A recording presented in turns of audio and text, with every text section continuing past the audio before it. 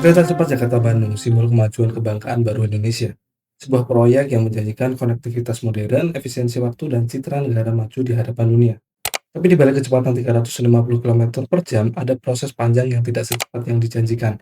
Inilah kisah tentang ambisi besar, persaingan global, dan tantangan yang menyertainya. Gagasan proyek kereta cepat muncul sekitar tahun 2015. Di masa pemerintahan Presiden Joko Widodo, Indonesia ingin menghadirkan transportasi massal cepat antara dua kota padat, yaitu Jakarta dan Bandung. Awalnya, Jepang datang membawa proposal melalui Japan International Corporation Agency, namun tak lama kemudian Tiongkok juga mengajukan penawaran melalui China Railway International. Persaingan dua negara itu jadi headline dunia. Jepang menjanjikan kualitas dan pengalaman, Tiongkok menjanjikan kecepatan pembangunan, dan yang paling menarik adalah tanpa dana APBN. Namun pada akhirnya Indonesia memilih Tiongkok, maka lahirlah Konsorsium Kereta Cepat Indonesia-Cina yang biasa disebut KCIC, gabungan BUMN Indonesia dan perusahaan Tiongkok. Proyek dimulai dengan penuh optimisme. Jalur sepanjang 142 km dari Halim ke Tegaluar dirancang memangkas waktu tempuh menjadi hanya 36 menit. Target awal selesai tahun 2015 dengan anggaran sekitar 5,5 miliar dolar Amerika Serikat. Semua tampak menjanjikan, setidaknya di atas kertas. Tapi ambisi besar selalu datang bersama tantangan besar. Masalah pertama muncul di pembebasan lahan.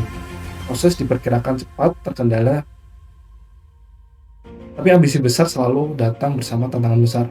Masalah pertama muncul di pembebasan lahan. Proses yang diperkirakan cepat ternyata berlarut-larut. Koordinasi antar instansi tidak berjalan mulus, dan warga terdampak belum seluruhnya sepakat dengan ganti rugi. Kedua, ada perubahan terasa dan desain teknis yang membuat pembangunan melambat. Ketiga, terjadi ketidaksinkronan antara regulasi nasional dan konsorsium, termasuk izin lingkungan dan keamanan. Sementara itu, biaya terus membengkak. Dari awalnya 5,5 miliar dolar Amerika menjadi lebih dari 7,3 miliar dolar Amerika.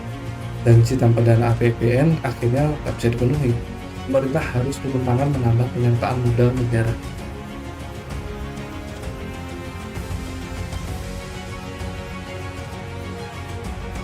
Publik mulai bertanya-tanya, apakah proyek ini benar-benar untuk rakyat atau sekedar proyek prestis? Sebagian pihak menilai kereta cepat ini tidak efisien, karena rutenya terlalu pendek dan biayanya terlalu besar.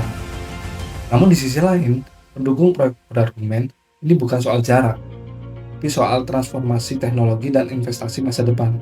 Sebuah batu loncatan menuju era transportasi modern di Indonesia.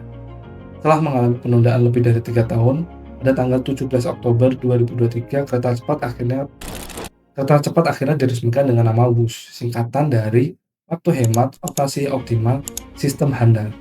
Kereta ini resmi menjadi yang pertama di Asia Tenggara, dengan kecepatan operasional sekitar 350 km per jam.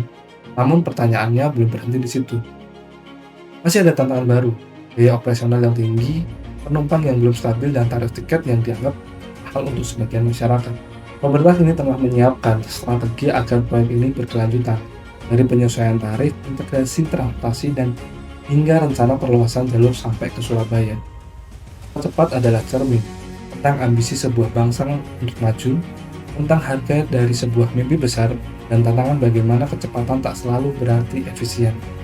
Karena pada akhirnya pembangunan bukan sekedar seberapa cepat kita maju, namun seberapa bijak kita melangkah.